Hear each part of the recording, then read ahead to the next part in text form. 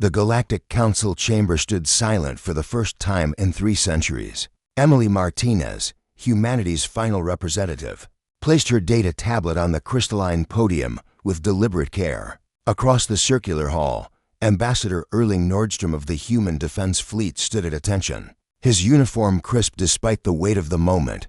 "This concludes humanity's participation in Galactic Council affairs," Emily announced, her voice echoing through the vast chamber. "Effective immediately, all human vessels, stations, and personnel will withdraw to Sol system borders."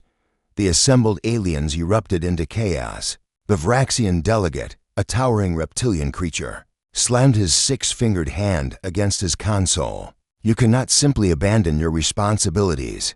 The treaty binds you for another 50 cycles." Emily's expression remained neutral, though something cold flickered in her eyes. "The treaty you violated 17 times in the past decade? That treaty?" She tapped her tablet, and holographic evidence flooded the chamber cargo manifests. Communication logs, surveillance footage. Erling stepped forward, his military bearing commanding attention. "We brought these violations to this council 14 times. 14 formal complaints, each one dismissed, delayed, or buried in bureaucracy." His Scandinavian accent carried an edge sharper than any blade. "We asked for justice. You gave us paperwork."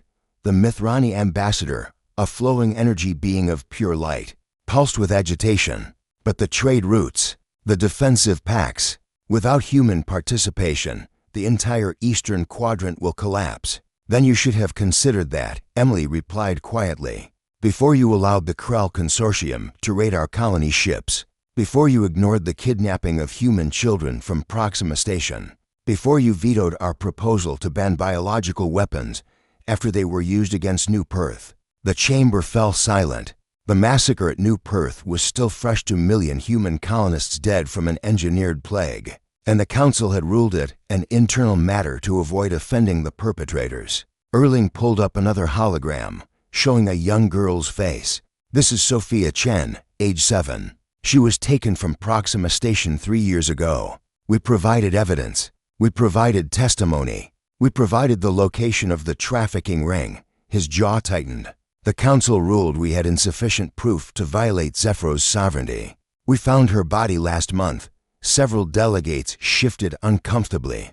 The Quilrian representative, a bird-like being with iridescent feathers, spoke softly. We did not know. You chose not to know," Emily interrupted, her composure finally cracking.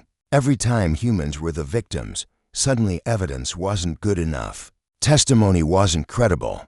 Justice wasn't convenient. She straightened, regaining her professional mask. "But when the Vraxian mining facilities were raided, you authorized military intervention within 6 hours." The Vraxian delegate's scales flushed dark purple with anger. "That was different. It was an act of piracy. And the 17 human ships stolen by the same raiders?" Erling's voice could have frozen hydrogen. "Those weren't piracy.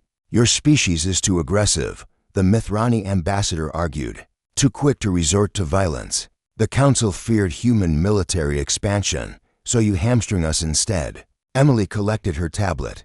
"You relied on human ingenuity for your technology, human soldiers for your defense, human diplomats to mediate your disputes, but you never trusted us enough to give us the same protections you afforded yourselves." She walked toward the exit, Erling falling into step beside her. "Wait," the Quilrian representative rushed forward. "Please, Ambassador Martinez, perhaps we can renegotiate? Form a new committee to review." Emily stopped, but didn't turn around. "We're done with committees. We're done being second-class members of a council that sees us as useful tools rather than equals." Now she looked back, and the aliens present would later report that they'd never seen such cold determination. "In human eyes, you taught us an important lesson. In this galaxy, you're either powerful enough to matter or your prey. Is that a threat?" The Vraxian delegate rose to his full 3-meter height. Erling smiled. "And it wasn't a pleasant expression. No, it's a notification. Humanity is withdrawing to develop our own territories, our own alliances, our own power base, without council interference, without council guidance, without council betrayal. The treaty forbids independent military expansion." Another delegate shouted, The treaty you violated, Emily repeated calmly. Article 7, Section 3 explicitly states that treaty obligations are void if one party acts in bad faith. We have 100 pages of documented bad faith. Our lawyers are better than yours. She paused at the doorway. Oh, and one more thing. Every human-developed technology license to council members, those licenses expire in 30 days. You'll need to find new solutions for your FTL drives, shield generators, and medical scanners. We're revoking access. The chamber erupted in protests, but Emily and Erling were already leaving. As they walked down the corridor toward their shuttle, the younger diplomat finally spoke. Do you think they'll retaliate, Ambassador Nordstrom? Erling considered the question. Possibly, probably. Which is why Admiral Chen has 60 battlecruisers waiting just outside the system, and why our colonies are already fortified. He glanced at Emily. How long until we're completely independent? 5 years, maybe less. We've been preparing for this since New Perth. Emily's expression softened slightly. We gave them every chance to do the right thing, and now they'll face the consequences of their choices, Erling finished. Alone. Behind them, in the council chamber, the delegates finally understood. Humanity hadn't just withdrawn from the council. They'd withdrawn their protection, their innovation, their willingness to sacrifice for an alliance that never valued them. The humans had left silently, with dignity intact and heads held high. And the council, surrounded by enemies they'd previously relied on human forces to deter, finally began to understand the true cost of their prejudice. The pain was just beginning.